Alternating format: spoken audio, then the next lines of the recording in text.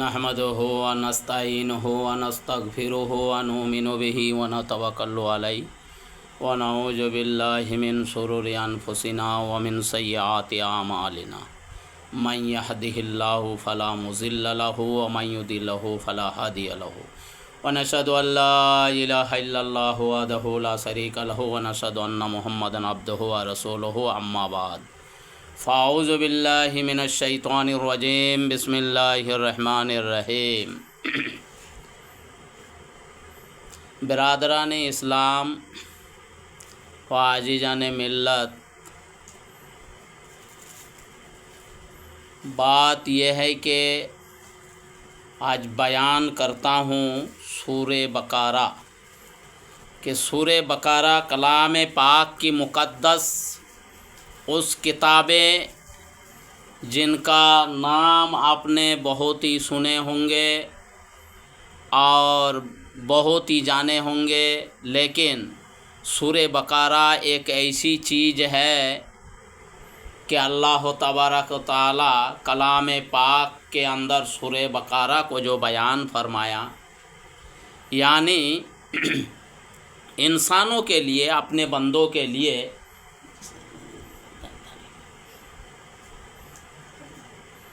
इंसानों के लिए या बंदों के दरमियान सूरा बकारा अल्लाह तबारक व तआला ने इरशाद फरमाया और अपने नबी मुकर्रम यानी ताजदार मदीना अहमद मुस्तफ़ा मुहम्मदुर रसूलुल्लाह सल्लल्लाहु अलैहि वसल्लम तक के पहुँचाए। और सूरा बकारा एक ऐसी नियामत है कि और आसमानी किताबों में जिसमें सूरे बकारा जैसी मुक़द्दस सूरत ना तौरात में है, ना जबूर में है, ना इंजिल में है, बल्कि यहाँ तक के अल्लाह तबारक ताला हमारे आका ताजदार मदीना अहमद मुस्तफ़ा मुहम्मदुर रसूलुल्लाह सल्लल्लाहु अलैहि वसल्लम को दी है। और फरमाया गया है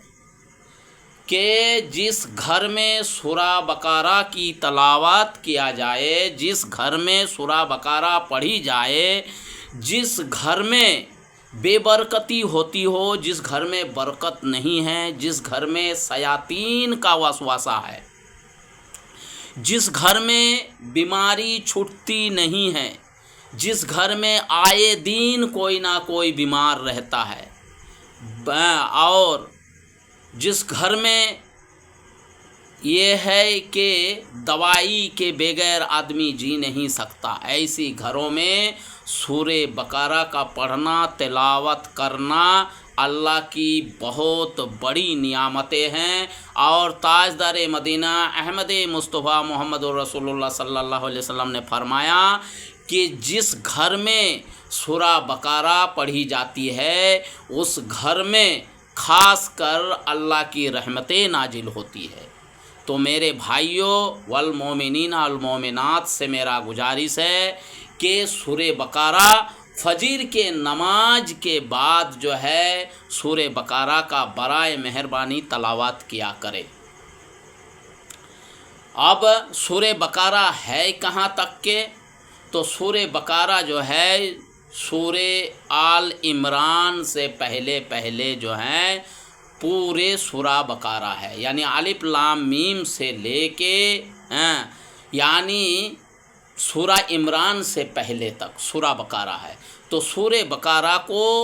रोज़ सुबह के फजर के नमाज के बाद तलावत किया करे। नाम और तादाद आयत उस सूरत का नाम सूरे बकारा है, और उस नाम से हदीस व आसार सहाबी रदियल्लाहु ताला अन्हु से उसका जिक्र मौजूद है कि जिस रवायत में सूरा बकारा कहने को मना किया है, यानी सूरा बकारा कहना मना है, वो सही नहीं है। इब्ने कसीर जो है ये एक तफसीर की किताब है, ابن کثیر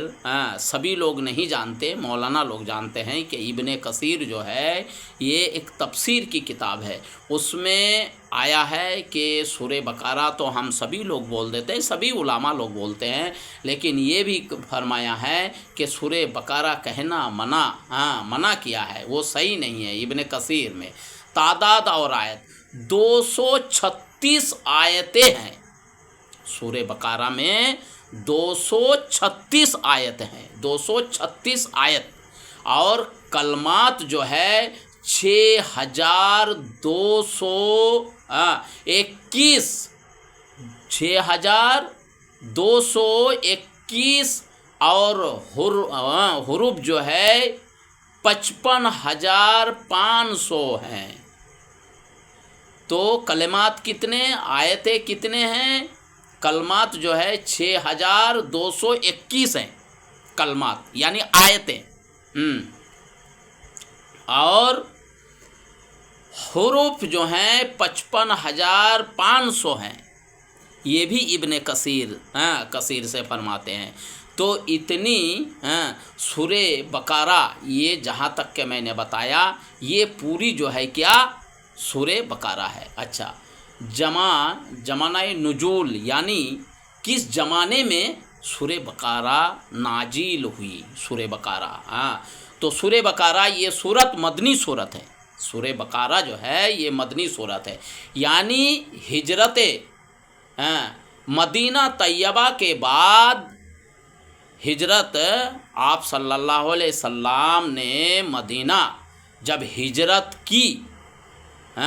ان کے بعد جو ہے مدینہ کے ہجرت کے بعد، یعنی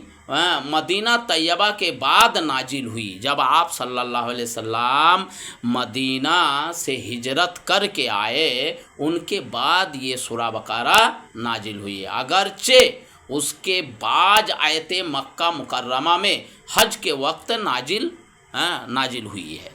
تو برادران اسلام، میرا کہنے کا مطلب یہ ہے کہ اتنی سورہ بقرہ جو ہے اتنی مقدس چیزیں ہیں، اور جب آپ ان کو اپنے اندر محفوظ کر لیں گے،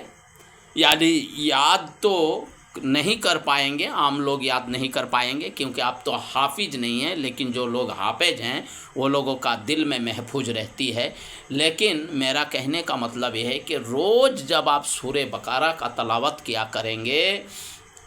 اور سورہ بقرہ کو گھر کے اندر پڑھیں گے، تو کچھ دنوں کے اندر آپ کو رویہ سمجھ میں آئے گا کہ اللہ تبارک تعالیٰ نے کس طریقے سے آپ کی کام کاج، یعنی گھر میں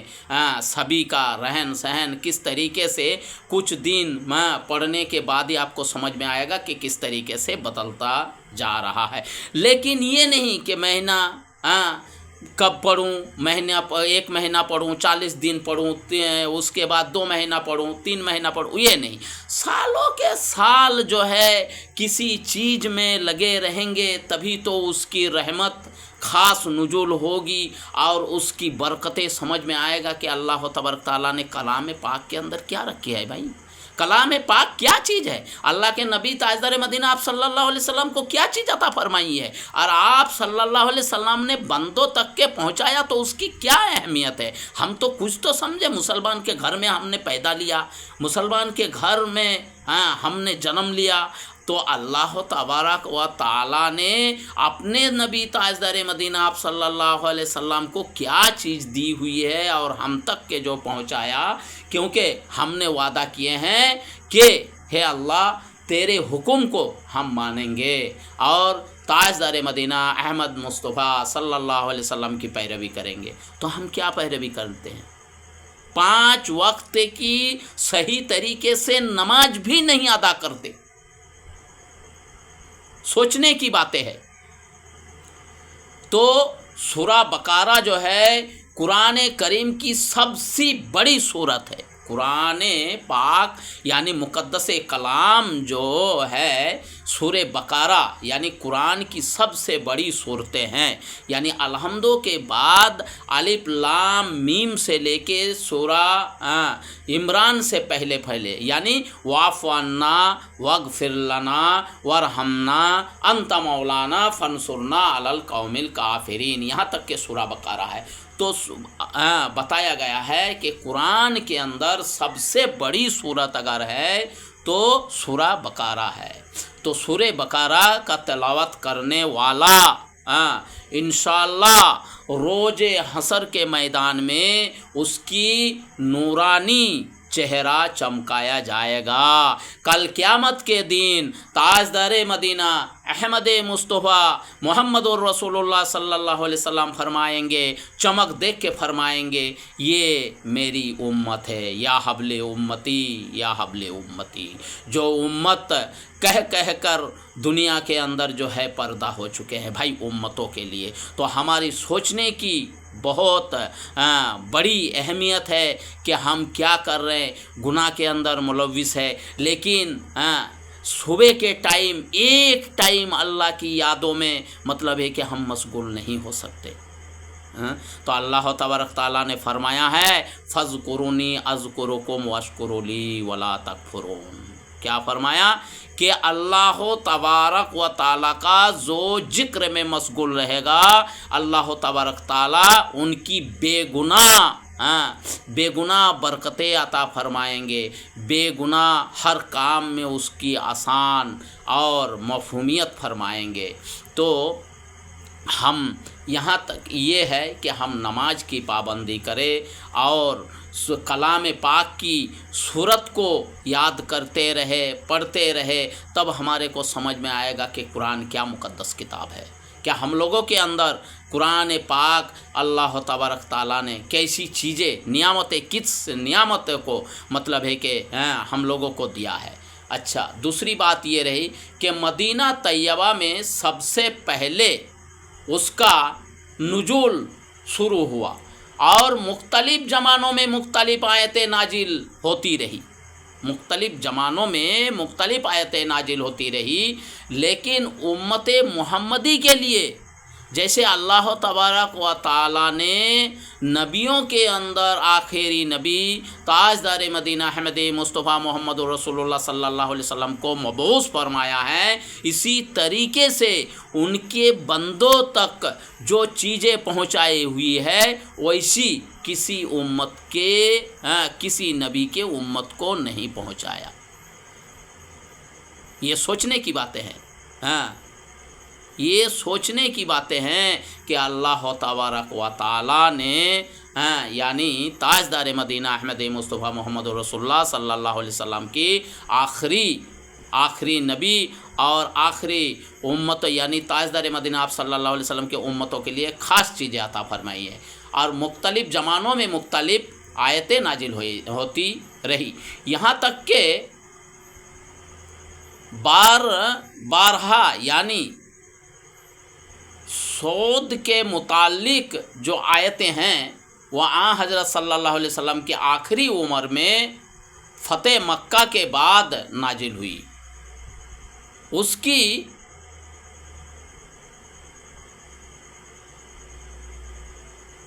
کی ایک آیت وَاتَّقُوا يَوْمًا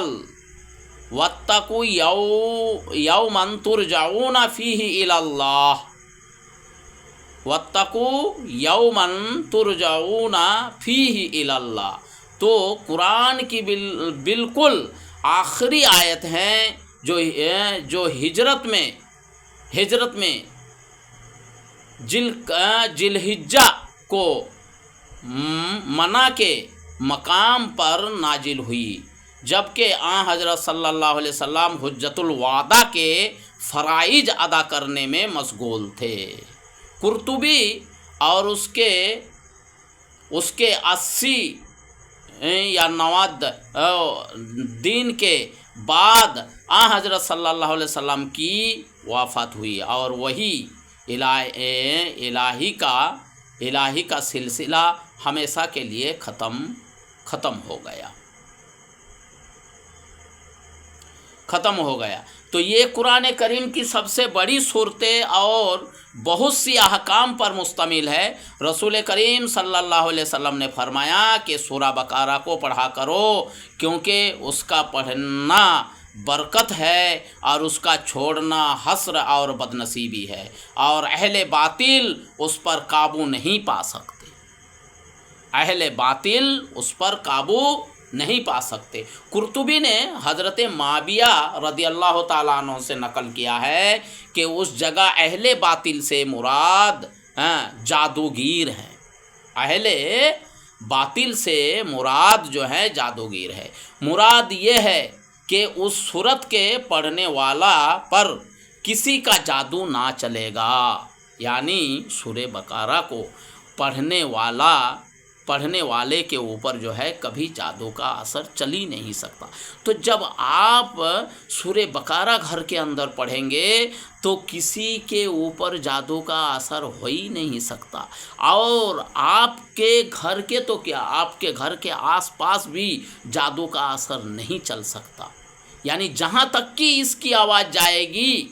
वहाँ तक की जादू की असर कोई चीज़ की नुकसानदेही नहीं होएगा, और जहाँ तक की आवाज़ जाएगी वहाँ तक के बरकतें फैलते जाएंगे।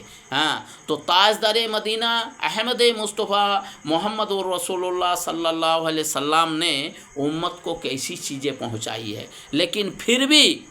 हम उलामा के पास जाते हैं कि हमारे घर में बरकत नहीं है। हम उलामा के पास जाते हैं, मौलवी साहब एक ताबीज़ कर दीजिए। तो ये सब जो है अपनी जहालत है। जब तक हम कुरान के तरफ रुजू नहीं करेंगे, जब तक हम कुरान मुक़द्दस को नहीं जानेंगे, तो हमारी ज़िंदगी जो है तल्ख़ है और तल्ख़ रहेगा। कुर्तुबी आज मुस्लिम बरवायत अबुल अमामा, यानी अबुल अमामा जो है उनके तरफ निस्बत किए गए हैं। बहुत बड़े आलिम थे, तो उनके तरफ बताया गया है कि उन्होंने यानी सूरे बकारा जो है पै दर पै पढ़ा करते थे, और उन्होंने ये कलाम की मुक़द्दस बानी और उसकी तरफ रुजू है कि अल्लाह तबारक व तआला की कलाम में कौन सी ऐसी चीज़ है कि जो नहीं पाया जाता, लेकिन हमारे दिल को मनवार करे और हम जो हैं इस चीज़ को समझे, तभी हमारे अंदर अल्लाह तबारक व तआला कलाम मुक़द्दस की अजमत व अहकामात डालेंगे और हमारी कल्ब को नूर करेंगे, और कल क़यामत के दिन जो है हमारे हाथ में दाएं हाथ में अमलनामा हो और सगीरा कबीरा गुनाहों को माफ़ फरमाएँ। अल्लाह तबारक ताला सबको जो है मरते वक्त जो है कलमा नसीब फरमाए। आमीन सुम्मा आमीन। अस्सलामु अलैकुम व रहमतुल्लाहि व बरकातुहू।